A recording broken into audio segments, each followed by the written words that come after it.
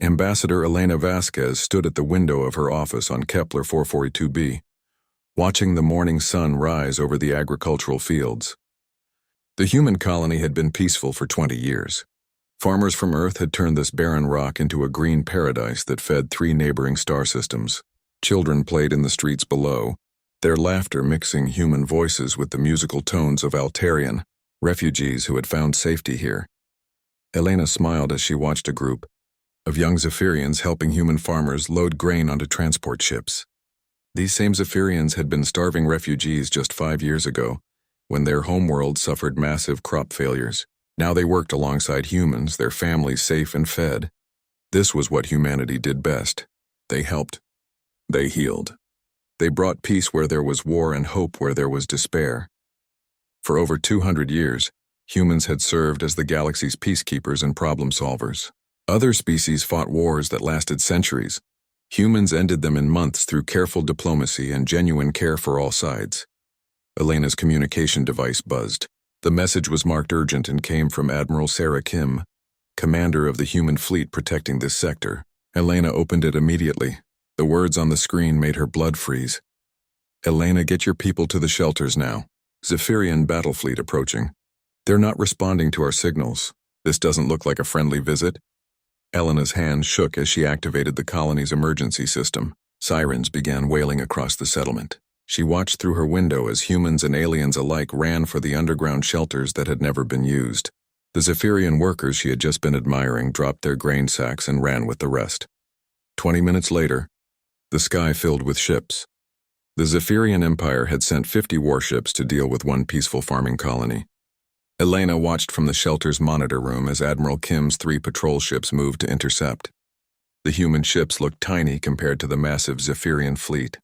Admiral Kim's voice came through the speakers. Zephyrian fleet, this is Admiral Kim of the Terran Defense Force. You are approaching a peaceful colony under Federation protection. Please state your intentions. The response came in the harsh clicking language of the Zephyrians, then translated by the computer. Human ships withdraw immediately. This system has been marked for cleansing. The humans here have grown too comfortable. They forget their place in the galaxy. Elena felt sick. Too comfortable? These people had built schools and hospitals. They had welcomed refugees and shared their food with anyone who needed it. What crime was that? Admiral Kim tried again. Zephyrian fleet, these are innocent civilians. Farmers and aid workers. There are also Zephyrian citizens in this colony who you swore to protect. Acceptable losses, came the cold reply. What happened next took less than an hour. The Zephyrian ships opened fire without warning. Admiral Kim's 3 ships fought bravely, but they were outnumbered 17-1. Elena watched the monitor in horror as the ships that had protected them for years were torn apart by enemy fire. Then the bombardment of the planet began. The Zephyrians used plasma bombs that turned everything they touched into glass. The green fields that had taken 20 years to grow vanished in minutes. The schools where human and alien children learned together became smoking craters. The hospitals where human doctors had saved thousands of lives were reduced to melted metal. Elena and the others huddled in the deep shelters as the world above them died. The children who had been playing in the streets that morning now cried in their parents' arms as the ground shook with each explosion. When it was over, Elena led the survivors to the surface. Kepler 442b was dead. Where forests had grown, there was only black glass. Where cities had stood, there were only holes in the ground. 2.3 million people had lived on this world that morning. Now fewer than 50,000 remained, and only because the shelters had been built deep enough to survive. The Zephyrian fleet was already gone. They had left behind a message beacon that repeated the same words over and over. This is what happens to humans who forget their place. Remember your station. Elena sat in the ruins of her office, her diplomatic uniform torn and covered in ash. Around her, rescue ships from other human colonies were arriving to help the survivors. She watched human doctors work frantically to save both human and alien wounded. She saw human engineers beginning to clear debris so temporary shelters could be built. Even now, even after this, humans were helping. They were being kind. 3 days later, Elena stood before the Galactic Council on the Federation homeworld. The Great Chamber was full of representatives from 300 species. Many of these beings owed their lives to human intervention. The Altarians had been saved from civil war by human negotiators. The Rigelians had survived a plague thanks to human medical teams. The Centaurians existed only because human ships had stopped an asteroid from destroying their homeworld. Elena looked at their faces as she described what had happened on Kepler 442b. She told them about the children who had been playing in the streets. She showed them pictures of the hospitals and schools that had been destroyed. She explained how the Zephyrian workers had been murdered alongside the humans who had given them jobs and homes. When she finished, the chamber was silent. Then the Altarian delegate stood. "While this incident is regrettable," he said, "we must remember that the Zephyrians felt threatened by human expansion. Perhaps this was an overreaction, but we should respond with understanding, not anger." The Rigelian representative nodded. Humans are naturally forgiving. Surely they understand that violence only leads to more violence. The wise response is patience and diplomacy. One by one, the species that humanity had saved spoke up. Each one called for restraint. Each one suggested that humans should try to understand why the Zephyrians had felt they needed to kill millions of innocent people. The Centaurian delegate went furthest. "Perhaps," she said, "this tragedy happened because humans have become too comfortable in their role as peacekeepers. Maybe they needed to be reminded that they are just one species among many, not the galaxy's chosen guardians." Elena listened to it all. These were the people she had spent her career protecting. These were the species she had negotiated for, fought for, bled for. And now they were telling her that the murder of her people was understandable, reasonable, even necessary. She thought about the Zephyrian workers, who had died alongside the humans on Kepler 442b. The same empire that had claimed to protect them had killed them without a second thought. And the galaxy was calling for understanding. Elena stood slowly. The chamber fell silent as she reached up and unpinned the diplomatic insignia from her uniform. The small golden symbol that marked her as a peacekeeper, a bridge builder, a protector of all species. She held it for a moment, thinking of all the lives it represented. All the wars prevented, all the refugees saved, all the peace treaties signed in good faith. Then she dropped it on the floor. The sound of metal hitting stone echoed through the chamber like a gunshot. "For 200 years, Elena said, her voice carrying to every corner of the Great Hall, humanity has been the galaxy's conscience. We have fed your hungry, healed your sick, and stopped your wars. We have asked for nothing in return except the chance to help." She looked at each delegation in turn. "We tried kindness. We tried patience. We tried understanding. Today that ends." Elena turned her back on the council and walked toward the door. As she reached it, she spoke one final time without looking back. "Humanity withdraws from all treaties, all aid programs, all protection agreements. You wanted to remind us of our place, you have. Our place is not among you." The chamber erupted in panicked voices as Elena left, but she didn't hear them. She was already thinking about the message she would send to Earth. The age of human kindness was over. What came next would be very different. The message reached Earth 12 hours after Elena left the Galactic Council. President Chen Martinez read it 3 times before calling an emergency meeting of the world government. Within 6 hours, the order went out to every human ship, base, and colony in the galaxy. "Come home, all of you. Now." Dr. Sarah Webb was in the middle of surgery when the message arrived at the Rigelian medical station. She was trying to save a Rigelian child who had been injured in an industrial accident. The new plague that was spreading through their cities made surgery dangerous, but human immune systems were strong enough to resist it. Sarah had been working for 18 hours straight, the only doctor who could safely operate. She looked at the unconscious child on the table, then at her human medical team. "Pack everything," she told them. "We leave in 1 hour." Her Rigelian assistant, Dr. Keth, stared at her in shock. "But the surgery is not finished. The child will die." Sarah's hands were steady as she closed the incision. She had done what she could.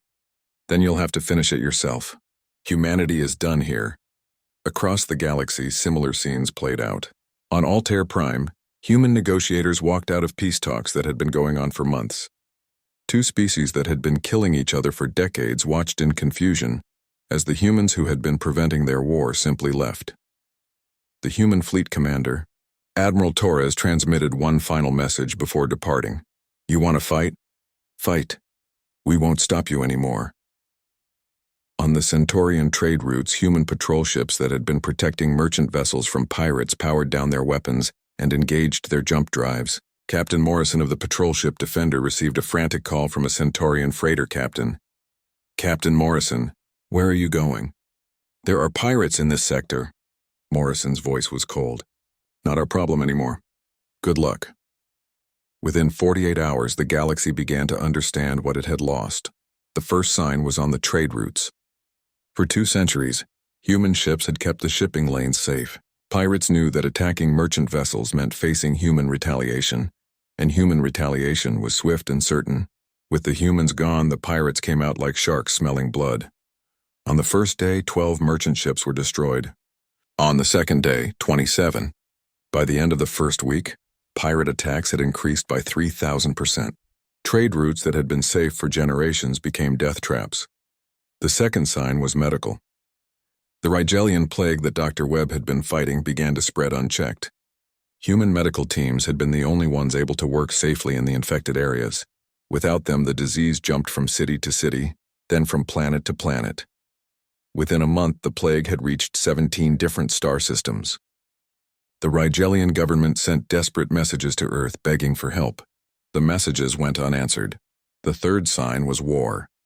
On Vega Prime, 2 species that had been enemies for centuries resumed their conflict the moment human negotiators left. Without human peacekeepers to separate them, they threw themselves at each other with renewed fury. The war that humans had been preventing for 50 years started again in a single afternoon. 3 more wars broke out that same week. Old grudges and territorial disputes that had been kept in check by human diplomacy suddenly exploded into violence. The galaxy had been at peace for so long that many species had forgotten how to prevent wars. They only remembered how to fight them. On Earth, the mood was grim but determined. The great shipyards that had been building medical ships and transport vessels were quickly converted to military production. Weapons factories that had been shut down for decades were reopened. The peaceful Earth that had spent 2 centuries helping others began preparing for war. Admiral Marcus Chen was called out of retirement to head the newly formed Terran War Council. He was 70 years old and had spent his career keeping peace, not making war. But he had studied the old records from before humanity joined the galaxy. He knew what humans were capable of when they stopped being nice. "How many ships can we have ready in 6 months?" President Martinez asked during their first meeting. Admiral Chen consulted his datapad. "If we convert all civilian production and reactivate the mothballed fleets?" 15,000 combat vessels. The room fell silent. Most species in the galaxy had fewer than 1,000 ships in their entire navy. "What about weapons?" the president asked. "We still have the designs from the War of Independence," Chen replied, "and the conflict with the corporate alliance, and the revolution of 2298. We've been very good at making weapons, Madam President. We just chose not to." As Earth prepared, the Zephyrian Empire made its second mistake. Encouraged by what they saw as human cowardice, they attacked 2 more human colonies. This time they sent cameras to record the destruction, broadcasting it across the galaxy as proof of human weakness. The first attack hit New Geneva, a human mining colony with 50,000 residents. The Zephyrians glassed the entire planet in 3 hours, then broadcast the recording with a message. "This is what happens to humans who reach beyond their station." The second attack targeted Esperanza, a human research station studying ways to improve food production for the galaxy's growing population. 25,000 scientists and their families were killed. The Zephyrians broadcast this attack too with a new message. "See how the mighty humans run? They are cowards who hide behind pretty words." On Earth, Admiral Chen watched the broadcasts with cold fury. He had known many of the people who died on those worlds. Dr. Janet Kim from Esperanza had been his daughter's roommate at university. Colonel Santos from New Geneva had served under him 20 years ago. Chen called a press conference that was broadcast across human space and intercepted by alien intelligence services throughout the galaxy. "People of the galaxy," he began, "you seem to have made some errors in judgment. You mistake our mercy for weakness. You mistake our kindness for cowardice. You mistake our restraint for inability." He paused, looking directly into the camera. "These are errors you will not make twice." The broadcast ended, but alien intelligence agencies across the galaxy had detected something disturbing. As Admiral Chen spoke, massive energy signatures had appeared on sensors throughout human space. Ships were powering up. Big ships. The Altarian Intelligence Service sent an urgent report to their government. Unknown human vessels detected. Number unknown. Size unknown. Technology unknown. Recommend immediate diplomatic contact. The Rigelian Surveillance Network reported similar findings. Human space showing massive increase in military activity. Weapon signatures exceed anything in our databases. The Centaurians were more direct. We think the humans are very angry. We think we should apologize, but it was too late for apologies. On Earth, President Martinez signed the order that Admiral Chen had requested. After 2 centuries of peace, humanity was going to war. The order was simple. Operation Righteous Fury is authorized. Show them what humans are really capable of. In hidden bases throughout human space, ships that hadn't moved for 200 years began powering up their engines. These weren't the peaceful patrol vessels and medical ships that the galaxy knew about. These were the warships that humanity had built during their violent past, then carefully hidden away when they joined the galactic community. The galaxy was about to learn that humans hadn't forgotten how to fight. They had simply chosen not to. Admiral Chen sent one final message to the Zephyrian Empire before the fleet departed. You wanted to see humans run? Look up, we're coming. 3,000 human warships dropped out of hyperspace at the edge of Zephyrian space. The largest fleet in galactic history had arrived, and it belonged to the species that everyone thought was weak. The age of human kindness was over. The age of human strength had begun. Emperor Zethkar of the Zephyrian Empire was eating his morning meal when the report arrived. His aide, General Voss, burst into the royal dining chamber without ceremony, his usually composed face twisted with panic. Your Majesty, Voss gasped. The humans, they're here. Zethkar continued eating his breakfast of fermented grain cakes. Of course they are. Probably wanting to negotiate. Send them away. We have nothing to discuss with cowards. No, Your Majesty. You don't understand? Voss activated a holographic display above the dining table. They brought a fleet. The hologram showed the outer edge of Zephyrian space, where there had been empty void the day before. There were now thousands of ships arranged in perfect formation. The display zoomed in to show individual vessels, and Zethkar stopped chewing. The ships were huge, larger than anything in the Zephyrian navy. Their hulls were dark gray, almost black, with sharp angles that seemed designed to inspire fear rather than trust. These didn't look like the peaceful human ships that had patrolled trade routes for centuries. These looked like instruments of war. How many? Zethkar asked quietly. 3,000 confirmed. Possibly more. Our sensors are having trouble getting accurate readings. Their technology appears to be... Voss paused, searching for the right words. More advanced than we expected. Zethkar stood slowly. The Zephyrian Empire had the largest military in this sector of the galaxy. Their fleet consisted of 800 warships, each one built for conquest and destruction. 3,000 ships seemed impossible. Where did they come from? He demanded. Unknown, Your Majesty. They appeared all at once as if they had been hidden somewhere nearby. Our intelligence reports showed only a few dozen human ships in this entire sector. Before Zethkar could respond, every communication device in the palace began broadcasting the same message. A human voice speaking in clear Zephyrian filled the air. Emperor Zethkar, this is Admiral Marcus Chen of the Terran Defense Force. You have murdered millions of innocent civilians. You have attacked peaceful colonies. You have declared war on humanity. We accept. The message paused, then continued with words that made Zethkar's blood freeze. You have 6 hours to evacuate all civilian areas in your capital system. After that, we begin our demonstration. This is your only warning. Zethkar's communications officer tried to open a channel to respond, but the human ships weren't accepting calls. They just sat there in space, waiting. 6 hours later, Admiral Chen made good on his promise. The Zephyrian home fleet moved to intercept the human ships. 800 of the Empire's finest warships, commanded by Admiral Krex, who had never lost a battle. The Zephyrian ships opened fire as soon as they reached weapons range, filling space with plasma bolts and missile salvos. The human fleet's response was like nothing the Zephyrians had ever seen. Instead of the chaotic battle tactics used by most species, the human ships moved like a single organism. When the Zephyrian weapons struck human shields, the energy was somehow redirected to nearby ships. creating a network of protection that covered the entire fleet. The human return fire was precise and devastating. Each shot found its target, punching through Zephyrian armor as if it were paper. Ships that had been the pride of the Empire were reduced to scrap metal in seconds. Admiral Krex tried to use his superior numbers to surround the human fleet, but the humans seemed to know what he was going to do before he did it. They shifted formation at exactly the right moment, turning his trap into their advantage. The battle lasted 6 hours. When it was over, the entire Zephyrian fleet had been destroyed. Every single ship, 800 vessels and their crews gone. The human fleet had not lost a single ship. Admiral Chen broadcast a message to the planet below. This was us holding back. This was us being merciful. This was us giving you a chance to surrender. You now have 24 hours to decide if you want to see what we can do when we stop being nice.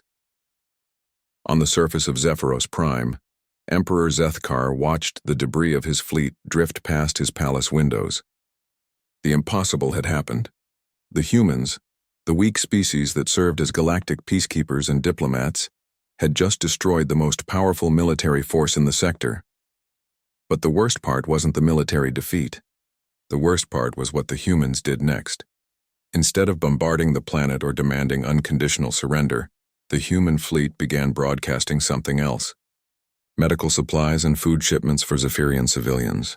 Detailed plans for rebuilding the destroyed fleet with better technology. Offers to help heal the wounded from the battle.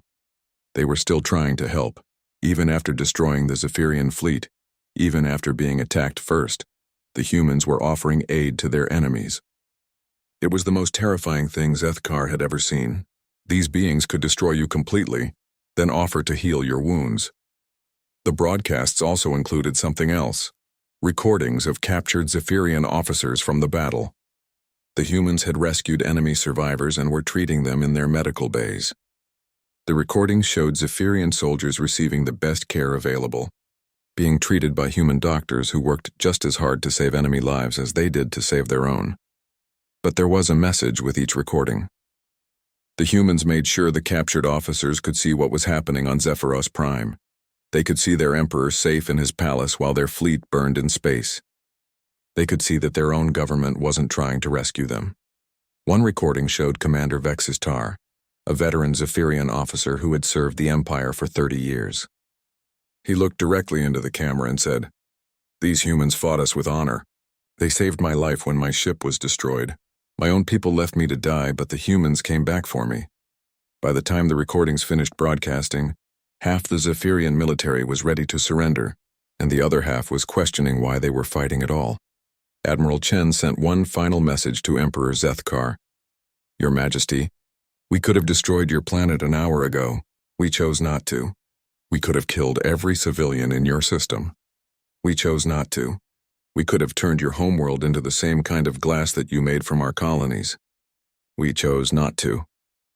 The message paused, and when it continued, the Admiral's voice was harder than steel. "These were choices. Remember that. Every moment you continue to exist is because we allow it. Every breath your people take is because we permit it. We are not your equals, Emperor. We are your superiors in every way that matters. The only question now is whether you are intelligent enough to accept that fact." Emperor Zethkar looked out at the human fleet hanging in space above his world. 3,000 ships that had appeared from nowhere. Technology that made his own look primitive. Military tactics that had destroyed his entire fleet without losing a single human life. For the first time in his long life, the Emperor of the Zephyrian Empire felt fear. He opened a communication channel to the human fleet and spoke the words that would end his empire. "Admiral Chen, this is Emperor Zethkar. We surrender, unconditionally." Admiral Chen's response was immediate. "Smart choice, Your Majesty. We'll discuss terms shortly. In the meantime, please prepare a list of every world your empire has attacked in the past century. We'll be visiting them next to offer our apologies and reparations." As the human fleet began spreading throughout Zephyrian space, word of the battle spread across the galaxy. The species that had called for restraint and understanding suddenly remembered urgent business that required immediate human assistance. The Altarian Council sent a message expressing their deep regret for any misunderstanding and asking if humanity needed help with anything at all. The Regelian government declared a day of Mourning for the human civilians killed on Kepler 442b and offered to build a memorial with their own funds. The Centaurians were more direct. They sent a simple message: "We're sorry. Please don't hurt us," but humanity wasn't done. Admiral Chen had orders to visit every species that had called for understanding when human civilians were murdered. He was going to have a conversation with each of them, a very direct conversation about respect. The Galactic Council chamber had never been this quiet. Representatives from 300 species sat in complete silence as Ambassador Elena Vasquez walked to the center of the floor. She wore a new uniform now, dark blue with silver insignia that marked her as Secretary of Galactic Affairs. It was a title that hadn't existed a month ago. Elena looked around the chamber at faces she had once considered friends. The same beings who had called for understanding when her people were murdered now stared at her with poorly hidden fear. The balance of power in the galaxy had shifted so completely that many of them still couldn't believe it was real. "Honored delegates," Elena began, her voice carrying easily through the vast chamber. "Humanity has considered your requests for peace negotiations. We have decided to accept, with conditions." She activated a holographic display that showed the terms of what humanity was calling the new Galactic Charter. The conditions were not suggestions. First, Elena announced, full reparations for all human civilians killed in unprovoked attacks. The Zephyrian Empire will be dissolved, and its territories will be redistributed to the species they have conquered over the past 2 centuries. The former Zephyrian delegate tried to object, but Elena continued without acknowledging him. Second, humanity will assume responsibility for galactic defense and peacekeeping. All species will contribute to a defense fund that will be managed by Earth. The contribution will be 10% of your gross planetary product annually. Gasps echoed through the chamber. 10% was enormous, but no one dared to voice a complaint loudly. Third, all military conflicts between member species must be approved by the Terran Defense Council before they begin. Unauthorized warfare will result in immediate intervention by human forces. Elena paused and looked directly at the Altarian delegate who had first called for understanding. Finally, the Galactic Council will serve in an advisory capacity only. Final decisions on all matters affecting galactic security will be made by the human authority. The Centaurian representative stood on shaking legs. "Secretary Vasquez, these terms are quite comprehensive.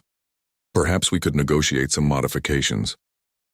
Elena's smile was cold. "These terms are not negotiations. They are facts. You have 72 hours to ratify the charter. Any species that refuses will be considered a hostile entity." The chamber erupted in panicked conversations. Delegates whispered frantically to their aides, trying to calculate whether their home fleets could possibly stand against the humans. The answer was always the same: no, but not everyone was willing to accept the new reality. 3 days after the charter deadline, 23 species announced the formation of the Coalition of Free Worlds. Their joint declaration spoke of human tyranny and galactic freedom. They called for all species to unite against human aggression. The coalition assembled the largest fleet in galactic history, 50,000 ships from across 24 star systems. It was an impressive sight, representing the combined military might of nearly a quarter of known space. Their plan was simple.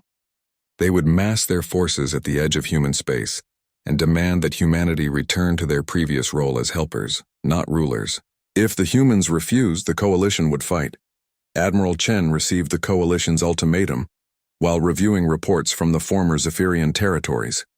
Human administrators were already distributing food and medical supplies to the liberated populations. The species that had been conquered by the Zephyrians were welcoming human rule with enthusiasm. Chen read the coalition's demands and laughed. Then he sent a single ship to meet their 50,000. The ship was called Inevitable, and it was unlike anything the galaxy had seen. 3 kilometers long, its hull was covered in weapons that most species didn't have names for. When it dropped out of hyperspace at the edge of Coalition space, every sensor in the enemy fleet immediately focused on it. The ship opened a communication channel to the Coalition fleet. Admiral Chen's voice filled space with a simple message. "This is Admiral Chen of the Terran Defense Force. You have assembled a fleet in preparation for war against humanity. You have 1 minute to surrender or we will destroy you all." Admiral Tavara of the Altarian Navy commanding the Coalition fleet couldn't believe what she was hearing. One ship was threatening 50,000. Admiral Chen, she responded, you are outnumbered 50,000 to 1. We demand that humanity return to its previous status immediately. Admiral Chen's response was immediate. 59 seconds remaining. Admiral Tavara looked at her fleet commanders. They had planned for this possibility. Surely even human technology couldn't allow one ship to defeat their entire armada. All ships, she ordered, prepare for battle. Target the human vessel. 30 seconds remaining, came Chen's voice. The coalition fleet opened fire. 50,000 ships unleashed everything they had at the inevitable. Energy beams, missiles, plasma bolts, and weapons that bent space itself all converged on the single human ship. When the light cleared, the inevitable was completely undamaged. Time's up, Admiral Chen announced. What happened next entered galactic history as the 17-minute war. The inevitable began systematically destroying the coalition fleet with weapons that defied understanding. Beams of energy that somehow turned enemy ships inside out. Missiles that opened tiny black holes on impact. Defensive fields that reflected enemy fire back at its source with increased power. The human ship moved through the coalition formation like a predator among prey. It didn't just destroy enemy ships. It did so with an efficiency that was almost artistic. Each shot found its target. Each target was eliminated completely. There was no waste, no missed opportunities, no second chances. Admiral Tavara watched in horror as her mighty fleet was reduced to scrap metal. She tried every tactic she knew, every strategy that had worked in previous wars. Nothing helped. The human ship anticipated every move, countered every plan, and continued its methodical destruction. 17 minutes after the battle began, the last coalition ship was destroyed. 50,000 vessels and their crews, eliminated by a single human ship that had never been in any danger. The inevitable broadcast a final message before departing. This ship represents 1/10,000th of humanity's current military capability.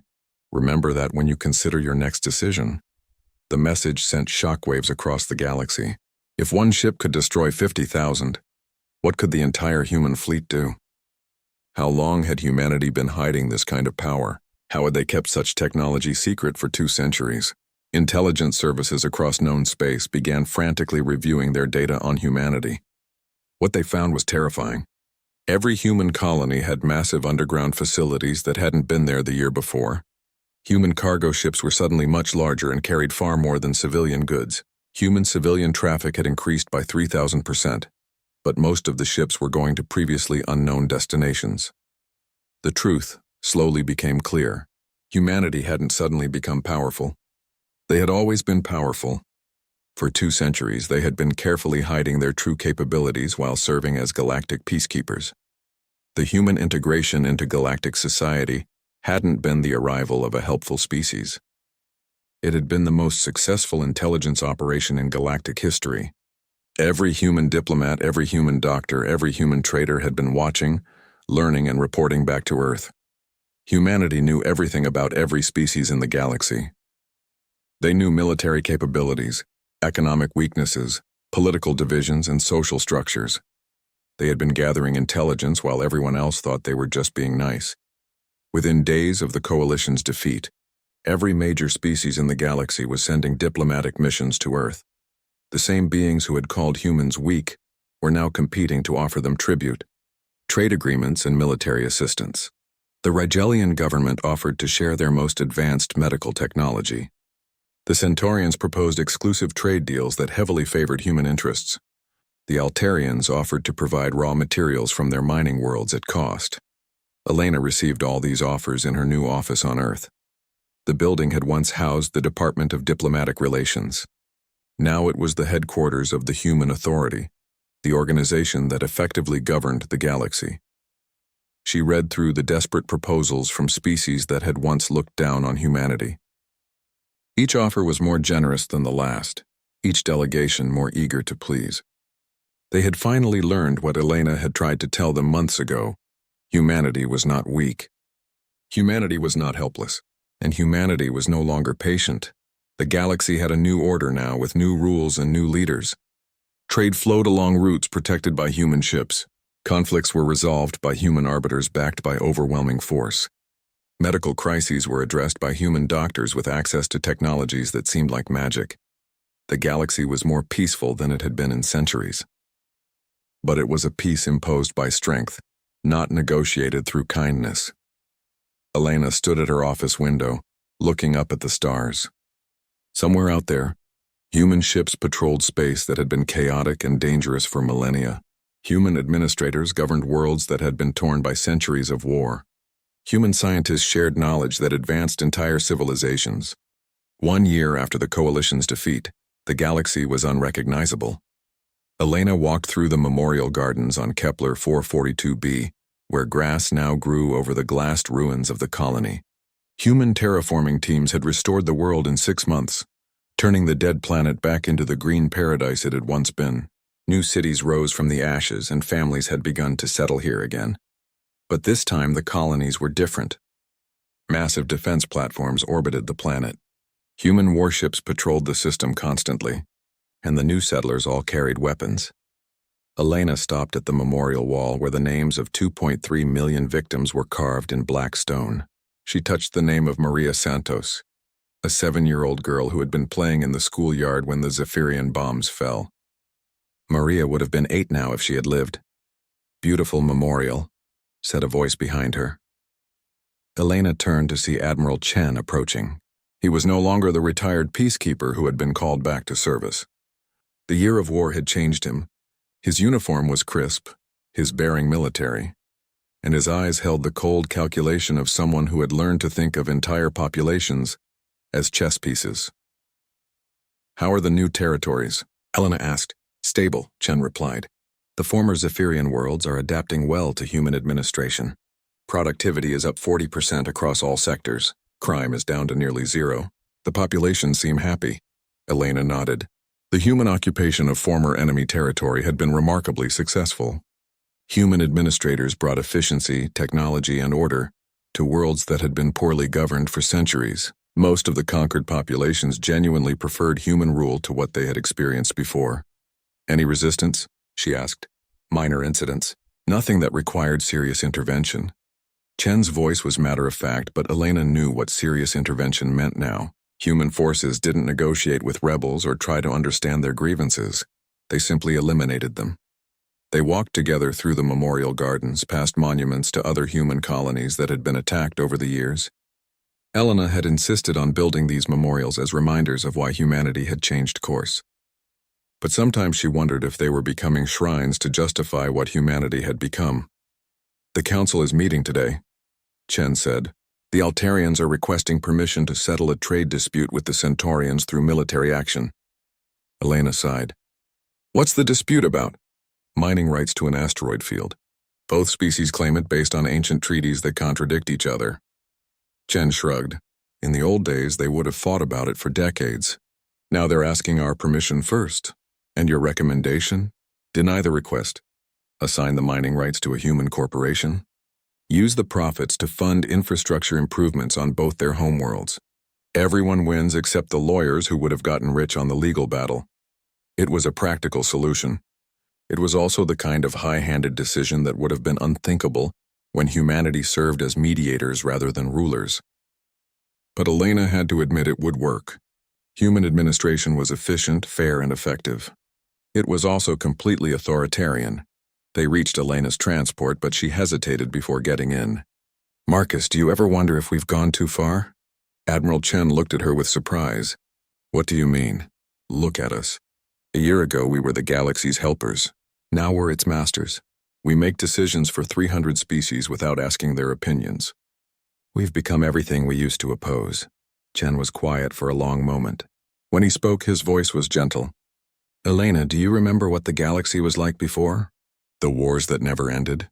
The suffering we couldn't prevent? The billions who died while we tried to negotiate peace?" Elena nodded reluctantly. "Now there are no wars. Pirates have been eliminated. Disease outbreaks are contained within days instead of spreading for years. Trade is flourishing. Children on 1,000 worlds go to sleep safe in their beds because human ships protect them. But at what cost?" Elena asked. "We're not the same people we were." "No," Chen agreed. "We're not. We grew up. We learned that sometimes kindness isn't enough. Sometimes you have to be strong to protect the weak. Sometimes you have to make hard choices to prevent worse ones. Before Elena could respond, her communication device buzzed with an urgent message. She read it quickly, then felt her blood freeze. "Marcus, we need to get back to Earth immediately." The message was from the Deep Space Monitoring Station at the edge of the galaxy.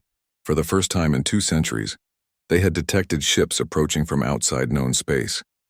The vessels were massive, technology unknown, and they were heading directly for the galactic core. 6 hours later, Elena and Admiral Chen stood in the Situation Room beneath the Human Authority headquarters.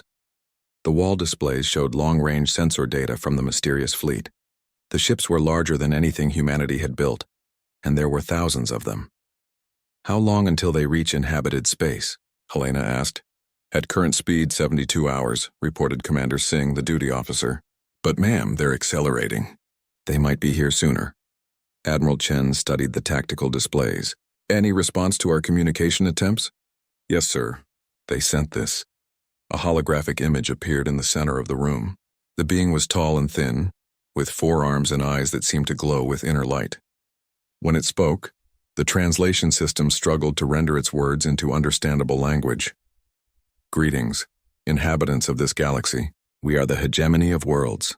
We have been observing your development for many centuries, waiting for you to mature sufficiently to be worth our attention."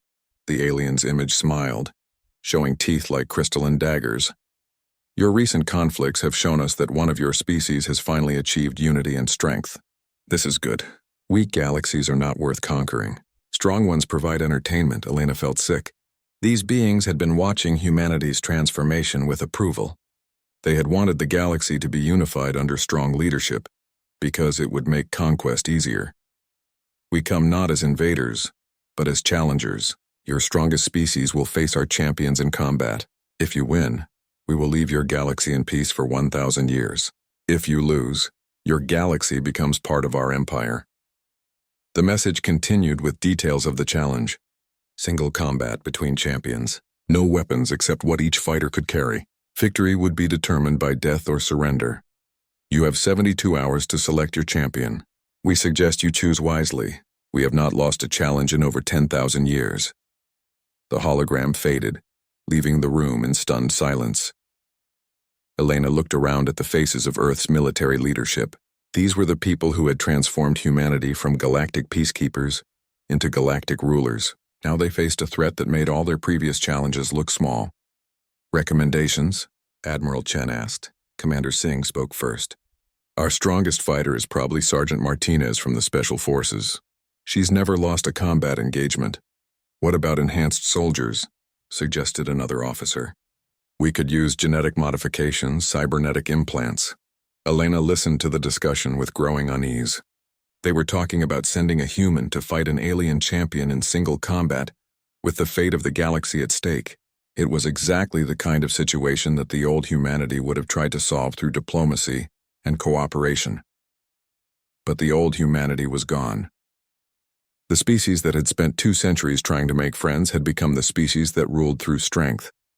And now they would have to prove that their strength was enough. Elena activated the galaxy-wide communication system. In a few moments, she would address every inhabited world in known space. 300 species would hear her words, including many that had once called humans weak. "Citizens of the galaxy," she began, "today we face a threat that makes our recent conflicts look like playground disputes. An extragalactic empire has come to challenge us, and they have chosen humanity as the galaxy's champions." She paused, thinking of Maria Santos and the millions of other innocents who had died because the galaxy couldn't protect itself. "The question is not whether we can win. Humans have already proven that we can face any challenge. The question is who we choose to be when we do." Elena looked directly into the camera, knowing that her words would reach every corner of the galaxy. For 2 centuries, we tried to lead through kindness. That path led to the deaths of our people and the suffering of millions. Today we lead through strength, but strength without purpose is just tyranny. She took a deep breath, making a decision that would define humanity's future. "We will face this challenge, but not as conquerors. We will face it as protectors. We will fight not to prove our dominance, but to preserve the peace we have built." And when we win, we will remember that our strength exists to serve others, not to rule them. Admiral Chen stepped forward. Madam Secretary, with respect, this might not be the time for philosophical discussions. We need to prepare for combat. Elena smiled, and for the first time in a year, it was the same warm smile she had worn as a diplomat. Marcus, you're right. We do need to prepare for combat, but we also need to prepare for what comes after. The galaxy is watching us. Our own people are watching us. We can win this fight as tyrants, or we can win it as protectors.